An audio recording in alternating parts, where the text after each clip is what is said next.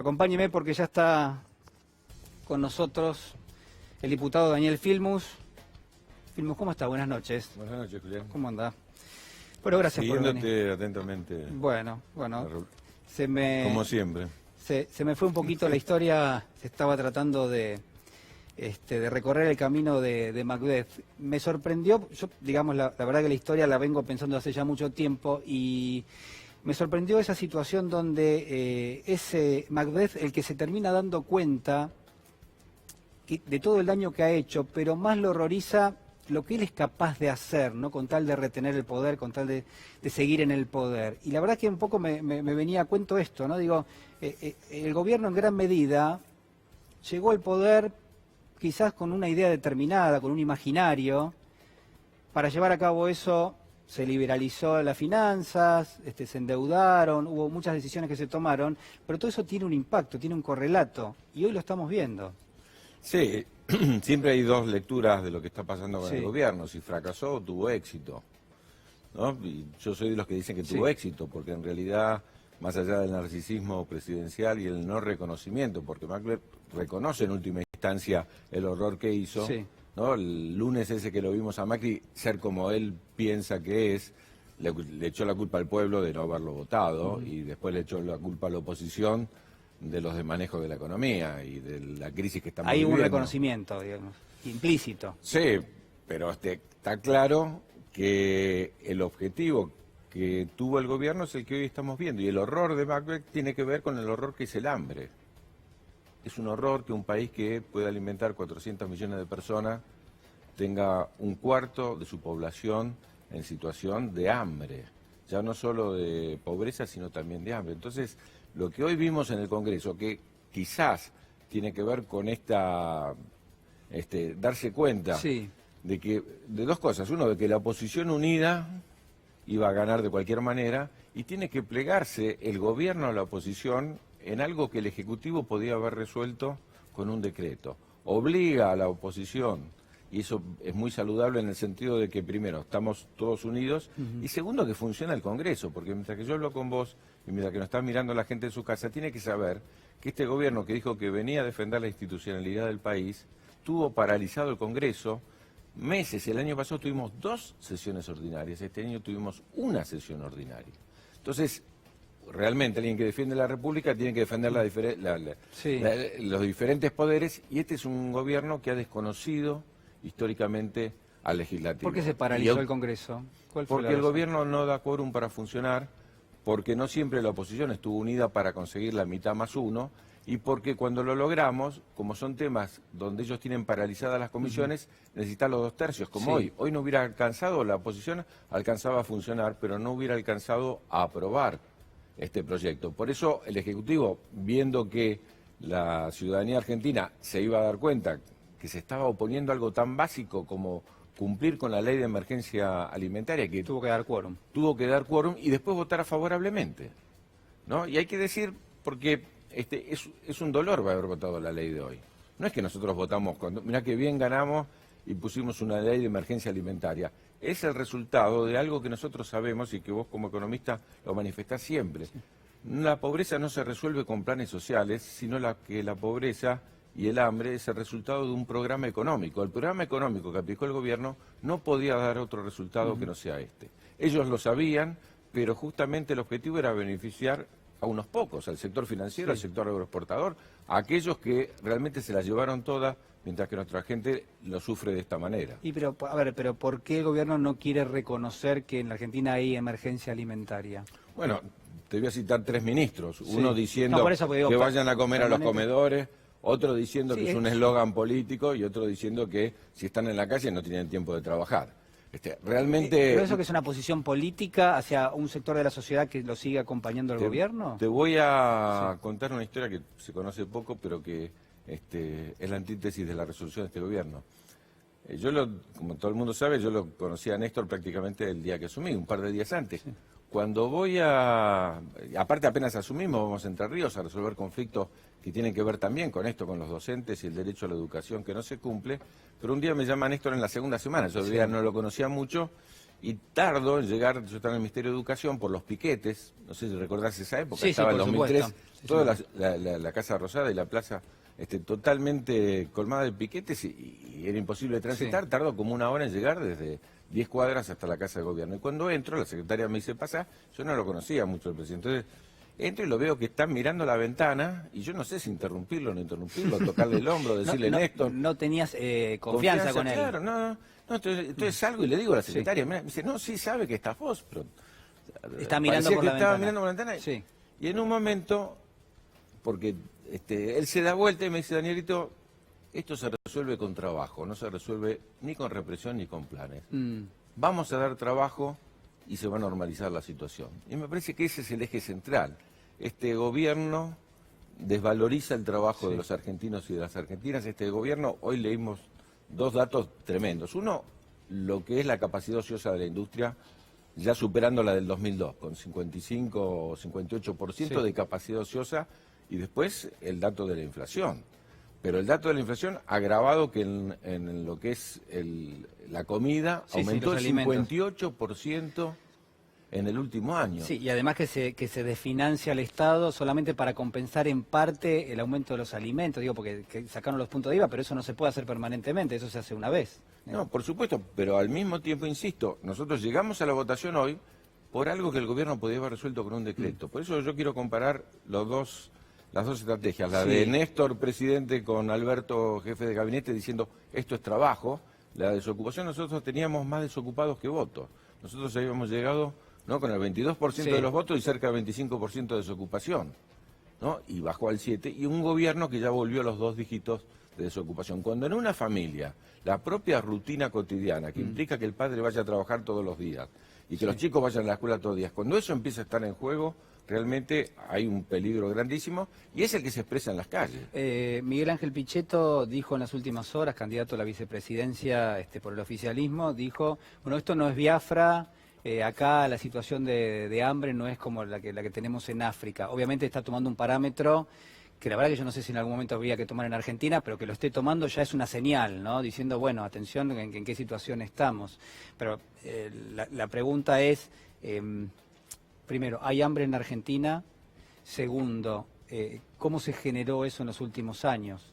Bueno, la primera es solamente el que mira para otro lado y no mira para cómo está viviendo nuestra gente, pues sostener hoy que no hay hambre. Insisto, tuvimos un secretario de Estado diciendo que era un eslogan electoral el hambre. Pero los datos, cuando vamos a ir a los datos del INDEC o a los datos de la UCA, digamos, ¿no? Son datos muy duros respecto del hambre de nuestra gente. Insisto, ya bajando los niveles de pobreza, Argentina históricamente, hay un dato que también conoces bien, históricamente el que tenía un salario formal no podía estar dentro de la pobreza. Siempre el salario formal estaba por encima de la pobreza. Hoy no estamos hablando del salario de negro. Salarios formales que nos ponen a las familias debajo de la línea de la pobreza. Y cuando vos ves lo que es la caída de la compra de carne o de leche o de insumos básicos para los chicos, realmente vos te das cuenta que el hambre existe. Cuando, bueno, aparte yo trabajo en el tema educativo, digamos, lo que está pasando en los comedores escolares, lo que está pasando en los comedores comunitarios, lo que te dicen los movimientos sociales. Hay algunos que se quejan de que haya movimientos sociales que salen a la calle. Si Argentina no tuviera esos movimientos sociales organizados, tendríamos otra explosión como tuvimos en el momento. Justamente es el sindicalismo, la organización popular y son los movimientos sociales los que logran encauzar la demanda y una demanda frente al Estado, porque en los momentos difíciles de hambre no tuvimos demanda frente al Estado, tuvimos saqueo en los negocios. Diputado, me parece por eso tan importante rescatar el papel de los movimientos sociales hoy. Hace instantes estuvo en este estudio Alberto Fernández, estuvo con nuestro compañero Gustavo Silvestre, dejó una definición a propósito del problema del hambre en la Argentina, la compartimos. Algunos lo entendieron mal, pero digo, no, como que no, evitemos estar en las calles, no, como una forma de decir, no reaccionemos a las provocaciones que se están haciendo de distintos sectores. Ese es el sentido, ¿no? Ese es el sentido. Es lo mismo que nosotros hicimos en el año 2003 con Néstor, cuando todos nos pedían que le peguemos palazos a los que reclamaban en la calle, y nosotros nos negábamos. Pero nos negábamos porque el riesgo es siempre que uno enloquezca, pegue un palazo y todo termine peor. Ayer, de hecho, pudo haber terminado peor la historia. Cuando alguien reaccionó, le rompió la cabeza a un manifestante, los manifestantes le pegaron a un policía, le quebraron un diente. Uno nunca sabe cuando se desata eso dónde termina. Entonces, a mí me parece que todos somos conscientes del problema que la pobreza tiene. Todos, absolutamente todos. La mejor prueba es lo que pasó hoy en el Congreso. Exacto. Donde todos unánimemente votaron a favor de cambiar el... Interesante, porque relata, con otras palabras, la misma anécdota con Néstor de la definición de él respecto es el trabajo el que lo resuelve y nunca la represión, ¿no? La que puede llevar adelante una política que implique la inclusión de todos, ¿no? Pero la represión, a ver, yo hoy pensaba, la verdad, en función de lo que había pasado ayer, digo, a veces la represión uno la analiza del lado de que hay un sector de la sociedad que apoya eso, o que hay un sector, pero digo, desde un punto de vista quizás sociológico, ¿cómo uno podría ver eso? ¿Qué es, en definitiva? ¿Es la disputa por el espacio público? ¿Es la disputa por la calle? ¿Es una especie de elección dada a aquellos que lo están mirando por televisión de decirles, miren que si vienen acá les puede pasar esto? ¿Es algo así? Sí, no solo es así, sino es también tratar de sostenerse en un sector de la población, que quedó claro en la elección que es minoritario, que aplaude ese tipo de reacción. Cuando vos tenés un ministro del gobierno, independientemente, en este caso es la ministra de Seguridad, pero cuando vos tenés un ministro que dice que la gendarmería es más prestigiosa que la escuela pública, estamos en problemas. Porque quien puede resolver el problema de la Argentina en última instancia, mediana y largo plazo, es la educación. No hay otro camino de movilidad social ascendente. Los que quedan marginados de la escuela quedan marginados para siempre. Y si el destino no es la escuela, sino la gendarmería, estamos en un problema grave. Te digo que este gobierno es un gobierno que ha perdido la brújula totalmente. Ya no solo está en una dirección equivocada, sino que no sabe cómo llegar. Y creo que la reacción de nuestro pueblo, que hay que felicitar, porque en la elección del otro día, por amplia mayoría, ha planteado que hay que cambiar el rumbo que está llevando este gobierno, implica un grado de conciencia respecto de que son las políticas públicas las que puedan resolver el problema.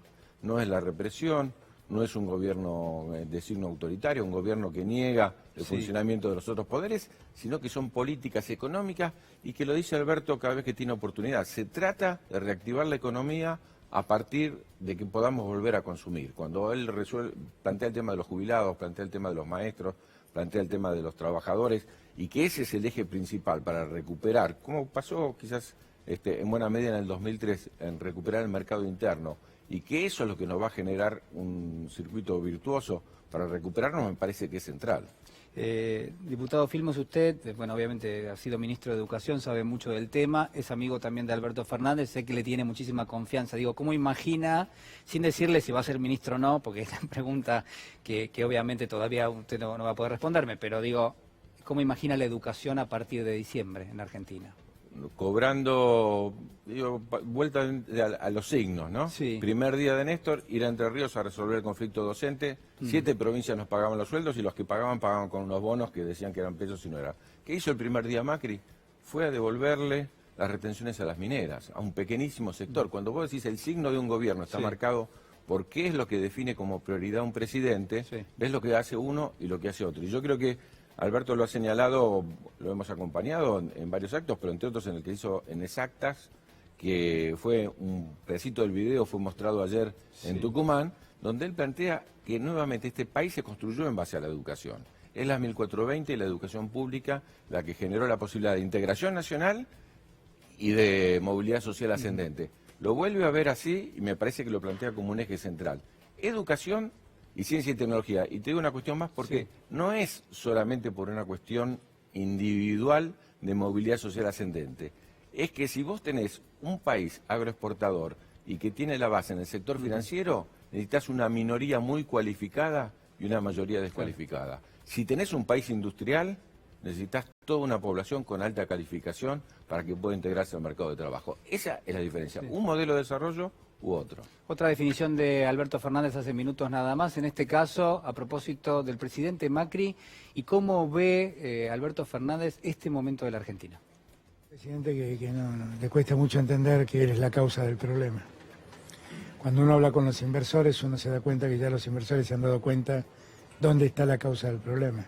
Es Macri. El problema es Macri, lo vengo diciendo hace muchos años, el problema es Macri.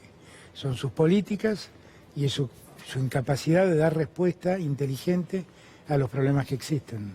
Ese es el problema que tenemos. Ese es el problema que tenemos. Cuando la gente termina acampando, reclamando planes, es porque el gobierno no tuvo otra idea más que financiar la pobreza con planes sociales. Pero nunca se les ocurrió promover el trabajo, nunca se les ocurrió promover la inversión, nunca se les ocurrió mejorar el consumo. Y ahora tienen esto que está pasando. Lo mismo pasa con la deuda. Nunca tuvieron otra idea que no sea endeudarse. Exacto. Endeudarse para que todos los argentinos tuvieran los dólares y no argentinos tuvieran los dólares para llevárselos de vuelta, claro, ¿no? Y hacer negocios financieros. Todo esto es causa de Macri. Y ya el mundo lo ha entendido, ¿eh? El otro día leía, a propósito del tema de deuda, un fragmento de José Pablo Feynman, que le mandamos un saludo, que sé que mira el programa y que le gusta, que decía, el ser de la deuda es la deuda, digamos, ¿no? La deuda como, digamos, como elemento es al mismo tiempo deuda en esencia y además es reproducible en términos de deuda también, digamos. La idea de la deuda es que no se pague nunca, que siempre siga siendo deuda. ¿Pensás algo así? Por supuesto, aparte de mandarle saludos también a Sí. Pablo, a quien admiramos enormemente.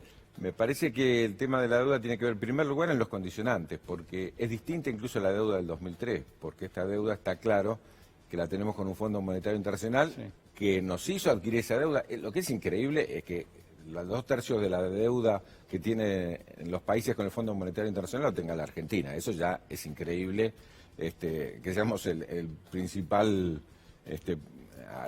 que le ha prestado en una magnitud tan grande el fondo. Pero lo segundo es que condiciona la política. No es que es una deuda que vos tomaste en el mercado, pero vos podés definir tus políticas. Justamente la característica del fondo es que te dice qué hacer. Y este ajuste enorme que hemos pagado en el último tiempo tiene que ver con las condiciones que pone el fondo, que si claramente hubiera ganado Macri, hubieran seguido con la reforma laboral, hubiera seguido con la reforma jubilatoria. Acordate que nosotros yo asumí el 10 de diciembre del 2017, sí, el día de la reforma previsional, donde el gobierno decía que eso no iba a significar una baja para los jubilados, ¿sí? Y con conflicto en la calle, pero era parte de los condicionantes de la adquisición de la deuda. Me parece que ese día fue una bisagra en la Argentina. ¿Se viene una negociación con el Fondo Monetario distinta a partir de diciembre? Estamos seguros que, por lo que dice Alberto, va a ser así. Diputado Filmus, muchas gracias por estar con nosotros. Gracias a usted. Muy amable.